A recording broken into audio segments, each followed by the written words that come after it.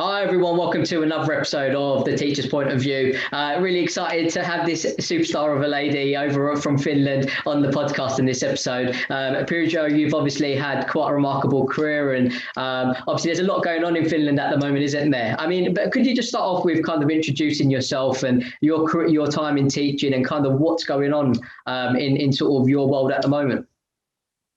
Thanks a million. I always wanted to be called as a superstar.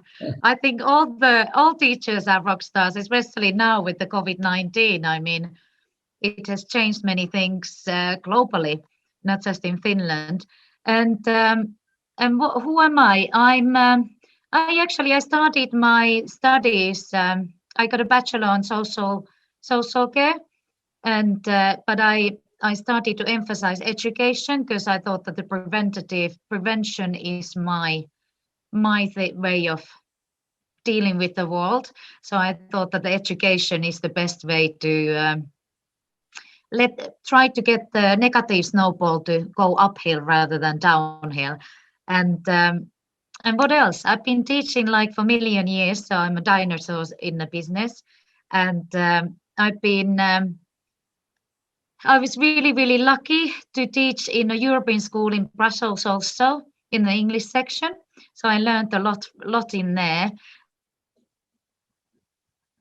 It was lovely because they were all the best teachers all over the Europe. So it was a great learning journey for me. Fantastic. I mean, so where are you now in terms of your school and kind of your position there and kind of what kind of? I'm actually teaching. But pardon, sorry, it broke a little bit. I said, so where are you now in terms of your career? Like, obviously, you're teaching over there in Finland at the moment, aren't you? I mean, what's going on over there in terms of the way that you guys are teaching? Well, I'm teaching 6 to 7 year olds in a preschool. So those are still kept open. They closed them in the springtime, and they did some remote learning. But then I was supply teaching all over the place, and but schools are still open in Finland. Helsinki is now getting more cases, so we shall see what's going to happen. Maybe they have to do a bit more remote schooling. Some of the schools in West Coast have closed and gone back to remote schooling, but we are still open, but we need to wear masks all the time. But it's a bit difficult to keep the social distancing with the little kids. So, but we shall see what's going to happen after the Christmas. Fingers crossed we get to keep open because it's more fun that way. Yeah, absolutely. I mean, how difficult has it been this year for you in terms of kind of with COVID, and how much have you had to adapt over there? It's stressful, isn't it? Because when you work as a teacher, you are on the front line. Basically, you can't really do it remotely. Well, you can, but hopefully not forever. I mean, Finland is a small country, so we try to keep the wheels going as long as possible. And if kids stay at home, it's difficult for parents to do their work. So we don't only have it's the societal responsibility as teachers also to keep the schools running, but at the same time I don't want to risk any teacher's health, that if the cases get any worse, then I'm hoping that they will close the schools eventually and go back to remote learning until the vaccines are kicking in. Yeah, absolutely. I mean, like in terms of obviously adapting to remote learning, when we first had COVID, I mean, how difficult was it for schools in Finland to kind of adapt to the new online learning? It was more challenging for some teachers, but a lot of teachers have got a lot of credit for doing it so quickly, because it was almost overnight that, okay, let's close down the schools. But they do say that there were big learning gaps also, because I love technology and I love remote learning and global learning, which you can do with the help of technology nowadays. But smaller the children, easier them to drop out unless there is someone to really hold their hand and maybe have a friendly kick in the butt occasionally if they're not doing their work. So there were some children who were not completely lost, but they said that the learning gaps have grown during when the schools were doing the remote learning. Yeah, I mean that's probably a lot of places around the world, to be fair, if not all of them. I mean in the UK, there's a lot that we've spoken about here in the UK about children falling behind, and obviously the gap is getting bigger. And but I mean, they have been surviving a pandemic, haven't they? I mean, this is what we sometimes forget a little bit. I mean, yeah, I know they're falling behind, but we kind of almost need to be there for them and get them to create some resilience in them, because this is a true test of character, isn't it? And resilience goes a long way. I mean, if you can survive this and you become stronger for it, the chances are you'll go on and do any job really well, because you'll have that belief in yourself. Do you know what I mean? And I mean, do you think there's been too much of a focus on kind of children falling behind, and not a real understanding or not a lot of empathy towards teachers for just trying to be there for these children and give them a safe place to go? Sometimes, and it has to go back to what you were saying, that I mean, these are crazy times we live in. We're making history each day, just living our lives, going through this. And resilience, we have a Finnish word for it. It's called sisu. This is like 100 years old word. I love that word, and I truly hope that this time will teach us something new and some bit more resilience also. And what I was going to say, that if we go further 100 years away, I think they will be talking about this time that, oh yeah, 100 years ago they had this global pandemic and everything was shut. And but I also hope that this should wake up those who keep criticizing teachers, how important they are, because and how important that human connection is. Like I keep saying, that I do like technology and I think it has its place, but the maturity should be the EI part of it, not the AI part of it. And EI, I mean emotional intelligence, that how much there is. You can teach content, but to really connect with the child and inspire them and motivate them and get their aspirations up and their sisu, their resilience, that is the beauty of teaching, and a beauty of a great teacher also. And that should be valued more. And I'm hoping that this COVID-19 lesson could be one of those that value teachers more. Yeah, I mean, it's crazy, because obviously one of the reasons I started this podcast is because I felt like here in the UK we don't necessarily. Sometimes it feels like the public view is that teachers are robots. The government tells them what to do, and that's it. They go stand in front of 30 kids and teach them, and then they pass tests. But it's not that simple. Obviously, I know. Like you obviously have to differentiate. You have to really understand what a children goes through. You have to have a level of empathy and understand that each child is motivated differently, and it's about connecting with them on that and inspiring them to learn, not just give them knowledge, but to actually inspire them to want to learn. And that is the biggest difficulty, to have 30 kids looking at you as if you're like their guru, and you've got to kind of inspire them to teach something that obviously you're passionate about, or it's much harder than it obviously is thought to be, and I mean, and it's a shame, because a couple of weeks ago, there was an article that came out here in the UK about we've had a lot of heroes here in the UK, but teachers were not one of them. And it was absolutely outrageous, because teachers have been doing a phenomenal job. I mean, they've been working really, really hard this year and adapting to online, and then still trying to get these kids in school safe and like a safe place for them. I mean, a lot of kids, like in the UK, in London in particular, I mean, all over the UK, but I've spoken to a few head teachers in London, and they work in such deprived areas, and for them, it was these kids, they had to provide them with hot meals and go to the public to try to get donations, and it wasn't just about educating them. It was so much more than that. And obviously for teachers not to get the praise that they deserve, obviously is quite infuriating for a lot of people. I mean, what in terms of the positives of this year, what do you think the positives are, and what do you think we can learn from 2020 as a whole for teaching?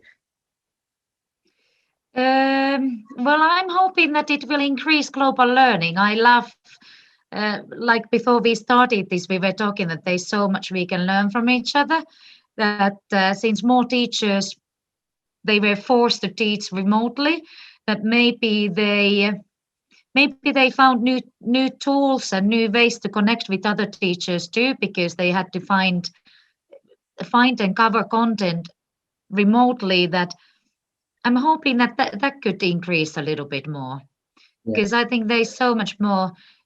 Just to say an example, before COVID, actually, I was teaching children in India the basics of coding, but it wasn't actually me. It was the Finnish children. I had videoed a lesson in Finland, and I took that lesson as a video to India. So basically, those Finnish primary school students, they were teaching the teachers and little learners in India how to do coding. So I'm hoping that something like this will come up with more. Yeah. That way they also learn presentation skills, and also to evaluate themselves that okay, I'm really good at arts and crafts. Maybe I could teach them a art skill, or show them what I can do, and inspire a child in UK to do arts, or I'm really good at languages or music or whatever else, that you could do that. Yeah, absolutely. I mean, there's no reason why the world is so small. Like we've got so much technology. There's no reason why we can't collaborate. I mean, you obviously Finland is kind of ranked so highly in the world at the moment for education. I mean, what do you think they're doing very well at the moment to be recognised so highly across the world?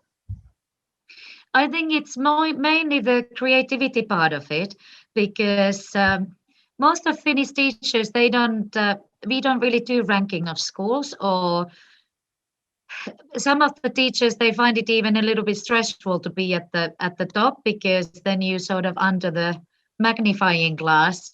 But and it's just not that important to them. But I think what most teachers are happy about and proud about is that they it's not also, we don't only get good learning results, but the differences between schools and between learners are the smallest in the world. That is something that I'm really, really proud of.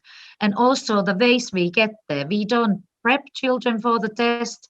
We only have one national standardized test in Finland, and that's A-level. So when you're 19 years old, we don't do tests or standardized tests in primary school.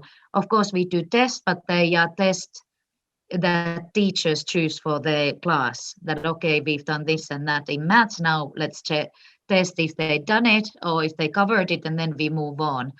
But it's not standardized tests, so we don't teach towards the test. And we have the shorter days than in many other countries. And we have home economics, woodwork, textile, music and arts.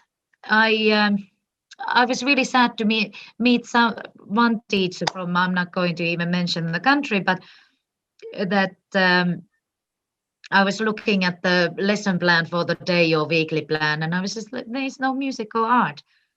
And she just said that, well, I only do that if I got time sort of left over after maths and English, or maths and whatever else there was, sciences, etc. And I was just like, that's really super sad.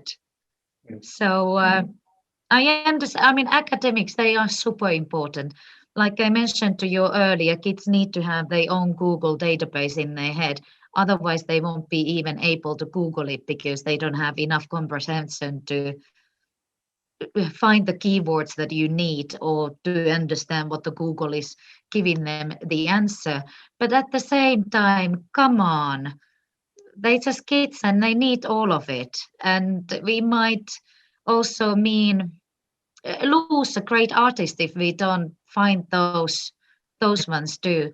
I mean, Ken Robinson always used to say that, for example, Beatles, I think many of them were in the same class, and the teacher didn't even notice how great they were. So And not just because of art itself, but art teaches you the ways how to get out of the box, different ways to solve problems. So it's important. All of it needs to be more holistic.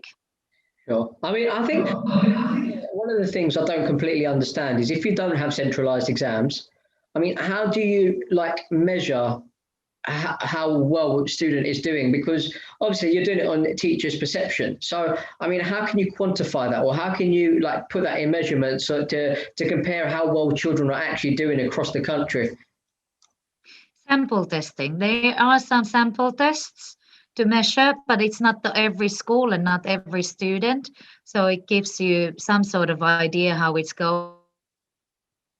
It's been good, going good. Like I said, that it doesn't matter whether you go east, west, Helsinki, or Lapland.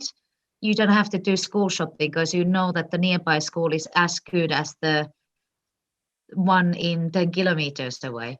But how do you know? So how do you know? PISA shows that has shown for the last, was it 10 years ago when the first PISA came, and they are small. There is a growing gap in the capital area that they are, but they are still fairly small. They're not as big as in many other countries. So it's the trust, and also because we have, even in primary school, you have to have a master's degree on education. So our teachers are really highly trained. Yeah. So they are as trusted as lawyers or doctors. So they pretty much know what they're doing before they even enter the job. And also because the teacher attainment is still fairly good, that normally if you get into teaching, if you decide to do that master's degree, and it's actually really difficult to get to, many times you need to apply 2 or 3 times before you even get there. And if you study for 5 to 6 years, you're quite dedicated to the field already when you enter, and because you still gain that teacher status and respect in the society, you tend to stick in the job until retirement age, which means that if I was a newcomer in the field, the principal would find me a senior teacher to work with if there were, for example, 2 primary 2 classes. He or she would put us to work closely together, because a clever principal knows that when you're a newcomer, there's so much stuff to learn that a senior teacher can help you out with lesson plans and with special needs teaching ideas, etc., etc. So all of that helps. Sure. I mean, obviously, sorry. I mean, obviously, it's still very new to me. I mean, like in terms of the way Finland work, it's still very different to the UK, and I've only ever known the UK system really until like the last 6 weeks. So, I mean, here in the UK, we have a lot of schools that obviously you've got leaderboards, and in boroughs, we have different boroughs all across the UK, and in different boroughs, you have like the schools that are doing really well and the schools that are doing terrible. Not terrible, but they're not doing so well, and it's obviously no parent wants to send their children there. No child wants to go there, and obviously no teacher really wants to work there, because it's a difficult job to try and get a school out in that's ranked so badly. I mean, like. Obviously, I'm not massively a fan of leaderboards, but I still don't understand how we would be able to, as a nation, go away from having leaderboards to not having leaderboards when there are schools that aren't doing as well as other schools in the same area, if that makes sense. Yeah, I mean, where would you start? I would think. I don't think it's gonna go away just like that, and that would mean.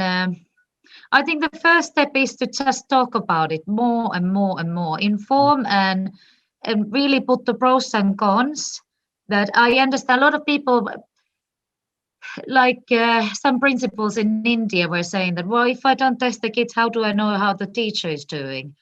And I tossed the ball back that if you don't trust the teacher, why do you let her or him spend any time with the children?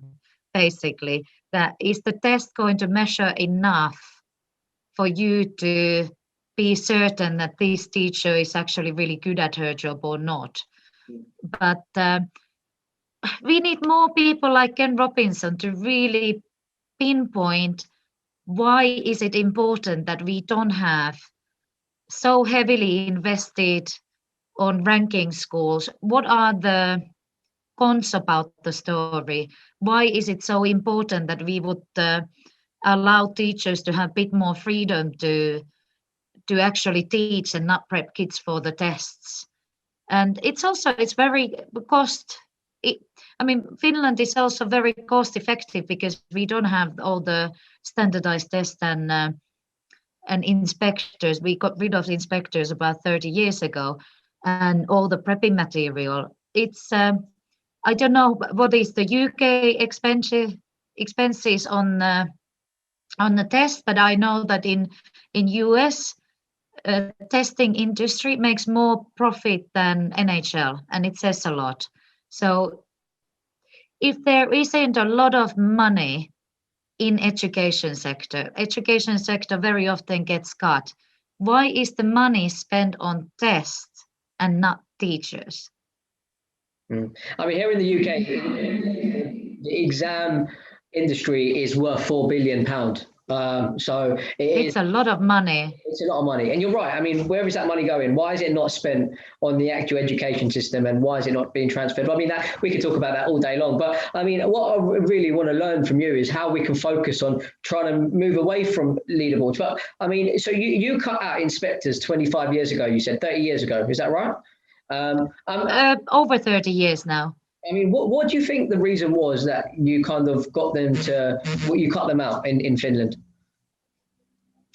I guess the real focus, I mean, this change didn't happen overnight in Finland anyways.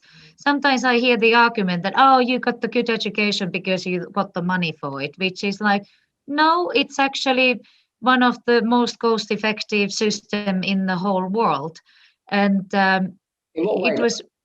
this was done. Finnish education system was created in the 70s when the country was actually really, really poor. And they decided that, okay, let's invest on education because only natural resources we have is forests and this. So then because they started to demand more from the teachers that they need to be properly trained, and principals too. Principals don't come from business side of it, but they always come from they teachers themselves before they turn into principals. Mm-hmm. So they are the ones who know how education and teaching actually works. So therefore they have the trust, and thus they don't have to be checked all the time. I mean, I don't think lawyers and nurses or lawyers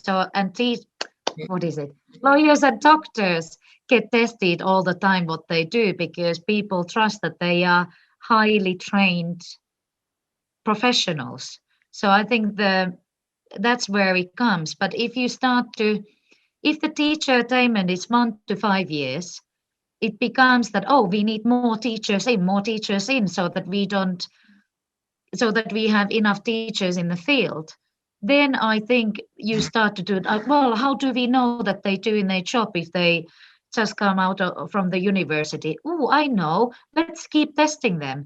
So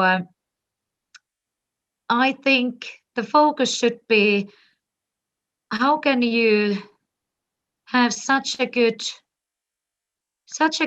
I don't actually know, I'm not criticizing the teacher training in UK, so I don't know how it's probably very good, but more so, how can we keep those teachers who are in the field so that they don't have to be tested all the time, that they are trustworthy already?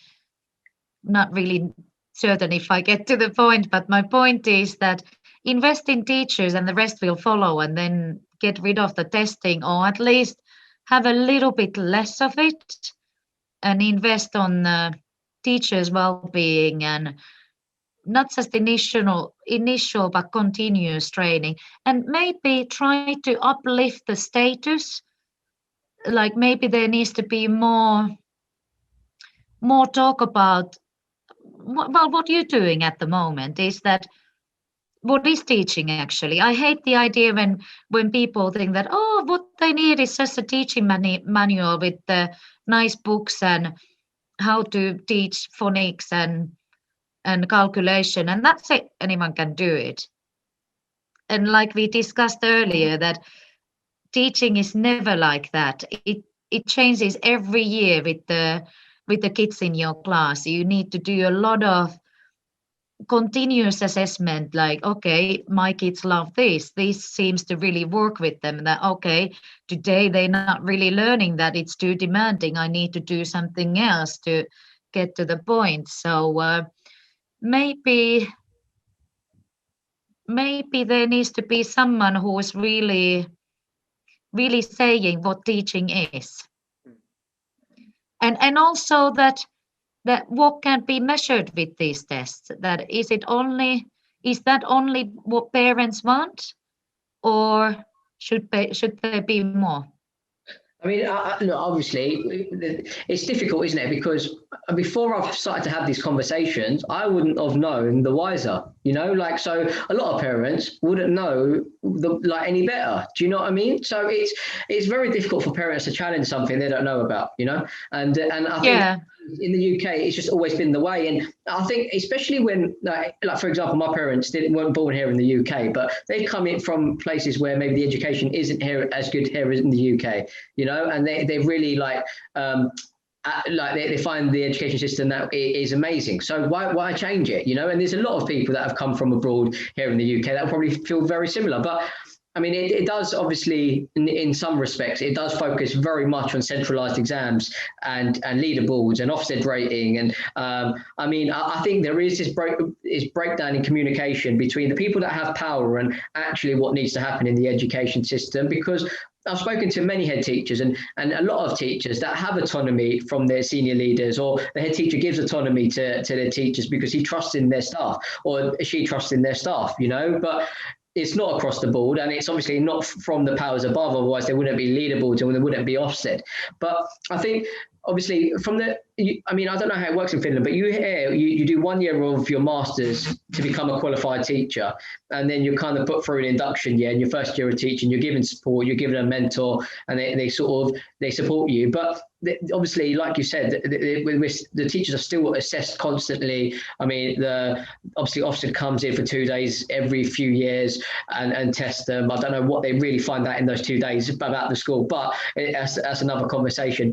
And then obviously the centralised exams at the end of the year are kind of the main focus. I mean, like in terms of obviously what you've heard about how it works, where do you see the gaps? Like, where do you feel like Oh boy, I lost you now. Can you hear me now? I can hear you again. Oh. So from everything you've heard in the way that the education system runs here in the UK, I mean, where do you think the holes are? Where do you think we need to fill like the gaps to improve education here in the UK and give more trust to our teachers? Oh, that's a biggie one. Well, teacher attainment is the first thing. That how do you improve the teacher well-being so that they end up wanting to stay in the job for longer than just 1 to 5 years? Because I think there's a high percentage that end up leaving the job within 5 years because they just have enough or end up getting a burnout, etc. So that is definitely something that would be great. And is that caused because of standardized tests and all these ranking schools, or what is it causing it? And I quite often like to say, when I often hear the argument that Finnish education cannot work elsewhere, and I'm just like, yeah, there is no copy-paste option to it. But what is Finnish education really? It's holistic education, highly trained teachers, trust towards the profession, value, like teachers still have a fairly good value in the society, that you can hold your head high and say that I'm a teacher. When compared to US, what I hear that quite often teachers say like, well, I just teach. And I find it ever so sad, because I think they are the heroes of the society. But so those things. And I also like to say that Finnish education can offer an alternative to high stakes testing, because it has already showed since the first PISA game that you don't have to test to get the good test results in the end. You can still teach and have a holistic education with creative arts, music, PE, home economics, woodwork, textile work, etc., and shorter days and less homework, and let kids have a life, and you can still do really, really well in the end. So that's the one that I'd like to copy paste, and I don't think it's in copy paste job. Yeah, absolutely. I mean, the thing is, I'm not saying that every education system needs to copy Finland down to the T. Like, I mean, but there's no reason why they couldn't take nuggets from what you're doing and kind of put and take the good parts of what they think could work in their system and bring it on board. I mean, the UK education system, academically, it is phenomenal. I mean, they get some really good results, but there is this big sort of focus on just centralized exams. And obviously the world has changed so much, hasn't it? I mean, interpersonal skills, soft skills, those things and well-being are things that obviously it is such a massive focus. I mean, if you look at Google, if you look at places like Amazon, they focus massively on staff well-being. Like they push you to be creative, they push you to be innovative. They want leaders, they want people that are going to challenge the system and people that are going to talk about their opinions. And I mean, like I feel like centralized exams. Where are you teaching them to prepare them for getting jobs like that? I mean, why is it that we really learn on the job? Why are we not putting the things in place to really get them going from a young age and get them to inspire them from a young age? And I think that's something that here in the UK we've definitely got to bring into the table, bring into the education system, because just centralized exams, what does that prove? I mean, if you get a first in maths, but you've got no ability to talk to people, I mean, what are you going to go and do? And it's so important to give people that confidence and that belief in themselves, and to be grateful for the smaller things. I mean, like if 2020 has taught us anything, it should be that the little things matter too. I mean, it's not just about having an amazing career; it's about kind of looking after your family and loving those that are close to you. And I mean. Like in terms of obviously the focus of well-being in Finland, I mean, like, why do you think there's such a massive focus on that? I mean, how are you able to keep a focus on well-being and still educate the children to meet like curriculum needs? Maybe because there isn't so much stress on the tests, and also special needs education is still fairly good, even if it has been weakened over the years. And because it's holistic curriculum, instead of just because there are many kids who are excellent at woodwork, for instance, and if they never get to shine, it's a real shame. And there are so many occupations where you really need those handiwork skills. That why do you let them believe that you're stupid or something, that because your skill area isn't in maths or English or science, that so those all support it. And I would also think that because the teachers tend to stay, so your teachers don't change constantly, that will build a better relationship between the student, the learner, and the teacher also, which has got a big mental health aspect to it also. When you know your two students, it's easier to teach them, and also they will feel a lot cozier. And that is actually what a lot of creative job places say, that to really cultivate curiosity and creativity and new innovations is to create that atmosphere where you are willing to fail and you feel safe enough to fail. That if you don't have that atmosphere in the classroom, and I would argue that tests maybe they give you a right or wrong answer, so they don't really teach you how to fail well and learn from it. So there are many things about it. I was just actually thinking how Supercell created the atmosphere in their workplace. Should I say it? It's not about school, but it's more about innovators. Yeah. That they said that that when they have a really a big hit, like a really good game or game character or something, and it really is a good thing. Supercell is a Finnish game company. They just have a beer, and if something totally fails,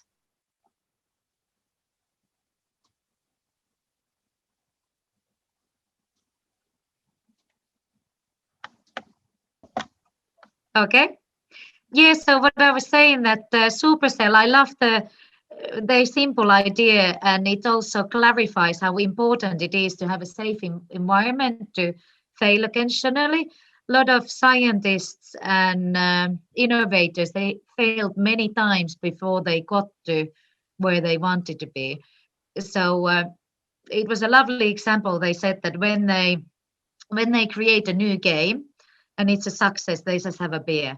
But when someone creates, for instance, a new game character or whatever else, and it's a total flop, it really fails badly, and everyone hates it and gets really bad reviews, etc. They crack open a champagne. Why? To tell that team member that, hey, good for you, good for trying something completely different. Keep going. Don't worry about it. You failed. Who cares? You'll get there. Yeah. So I love that, and that just shows how important it is. And we should have the similar culture in schools. Maybe not every day, maybe not even on weekly, but at least sometimes to really spark that mind that, hey, it's okay to fail sometimes, and push boundaries and try. And if you fail, then that don't worry about messing up things. That sometimes it can lead onto something bigger and better. And main thing is to learn from your mistakes. Yeah. So we should teach that. It also teaches resilience. Sure. I mean, so just in terms of the way Finland work, then, do you have like a sort of centralized curriculum that you kind of like have to follow to an extent that you adapt, or like do you kind of just make your own curriculum up, or how does it work? There's a national curriculum, but it's very broad. And then municipalities, they create their own, because municipalities, life in Lapland is completely different to life in Helsinki. So then they can say that, okay, these skills are needed here. And also we can use this learning environment to support learning. And so then they create their own. But of course, it needs to fit the demands of the national curriculum also. Okay. So and then the teachers and the schools they specify it a little bit more. They make their own action plans, which needs to follow the guidelines. But the point being that it's very narrow. So it's not like a teacher's manual, which I hate, that you need to follow something like, this is your learning objective, and today we study this. Yeah. But okay, so you don't have it like that. No, I think when many times teachers said that when they started, they made more clarification on their own lesson plans, etc. But more years you do it, you improvise a lot, and you also read the kids all the time that, okay, they're really not taking in multiplication today. I had this planned, but they're really not getting it. So tomorrow I try again, and I have something easier today. So when you longer you do the job, you have action plan A, B, and C in your pocket already. It's here, so you don't have to write them down. And normally, no principal is asking for like very specific lesson plans, because they also take a lot of time to write those things. Yeah. Things up. I mean, so just in terms of obviously the way that you adapt it, then, I mean, you've obviously gone from subjects to topics as well, haven't you? So you're no longer teaching on actual, like, say, maths, English, science. I mean, you're kind of teaching it as topics. So, I mean, that kind of gives you the flexibility in some respects to teach biology with PE, doesn't it? I mean, for those kids that love sport, you can kind of inspire them, and teach them biology without them kind of even knowing in some respects that you're teaching them biology. I mean, how much flexibility, like, how does that flexibility kind of support you in able to get the best out of these children? A lot, I would say, but the common misunderstanding is that I often read it in international media that Finland is completely getting rid of subjects. It's not true. We still teach subjects, but there is also phenomenal learning, which is like take a bigger topic and then you combine forces as a school, that you take for instance, biology teacher, music teacher, and literacy teacher. I mean, in primary, you normally teach them all, but you know that, oh, the primary year 5, he's fanatic about geography and he's excellent at it. I would love to do a World War II theme or European Union theme. Let's combine forces and do something, a bigger topic together. But yeah, I think the flexibility is the key also, because then you can also see that, okay, I got a lot of kids in my class who love to move and they seem to learn when they in action. So I knew this lovely PE teacher who took maths outside quite often. So he played all sorts of maths games outside. First there was a lesson in inside, but then he also did it outside too. And also there were other teachers who took grammar lesson outside. So so you can do so many variety of creativity in teaching and learning that yeah. And also in Finland, I think there's even international studies that kids should move about 2 to 3 hours each day. So if they just sit at school, it's actually really bad for their health.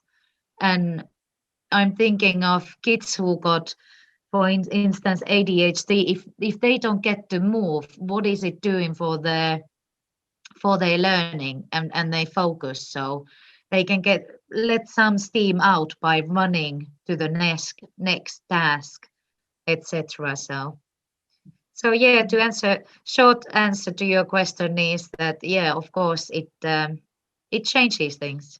Yeah, absolutely. I mean, what do you think like the challenges are in terms of obviously the model that you have to try to transfer it to over to different sort of countries? I know we touched base on it a little bit earlier, but I think that to try convince certain head teachers or like say Parliament to try to adopt a Finland model or something that takes nuggets out of what you do. I mean, I think that, I mean, it'd be a lot of investment. It'd be very time consuming. And obviously we're going through a pandemic, but I mean, how easy do you think it would be to transfer a model like Finland over to somewhere like the UK?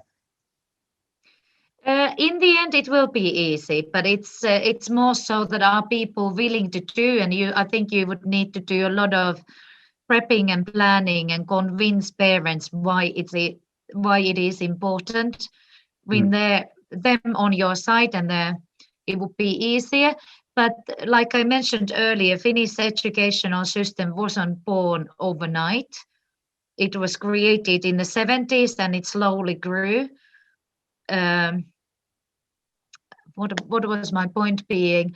I don't think any country can do it overnight or even within a year or two, but you could start somewhere, get rid of at least some tests, because now I heard that the UK is even adding more tests, like for 4-year-olds. It's like, come on, ask them about phonics or something, and their answer is chicken.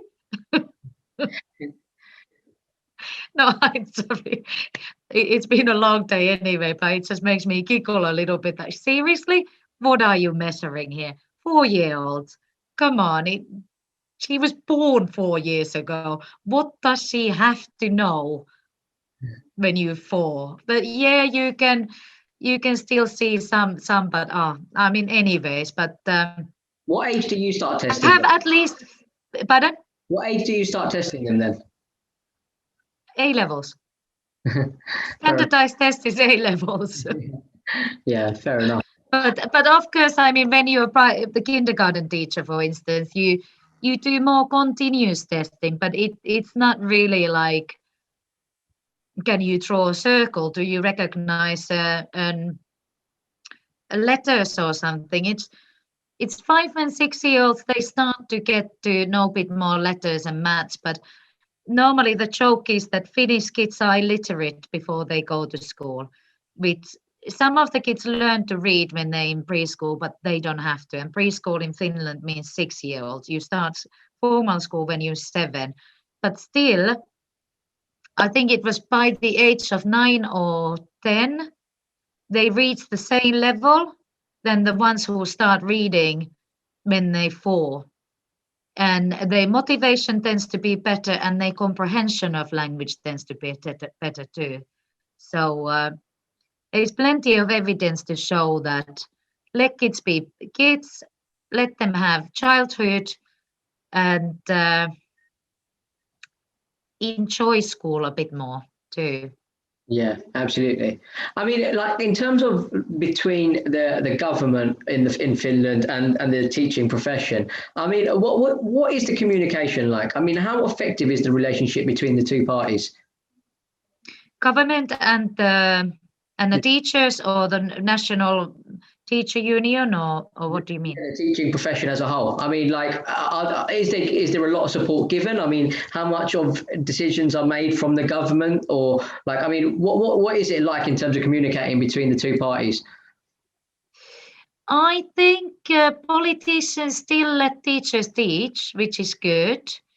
There is sometimes people criticize that Finnish teachers don't use enough technology in the classroom, but at the same time, I'm thinking that maybe it's good that they don't accept everything, because the human connection is still the biggest thing in Finnish schools.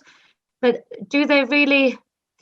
I don't think they try to change it too much, and the curriculum is still developed with the teachers. And this is actually important.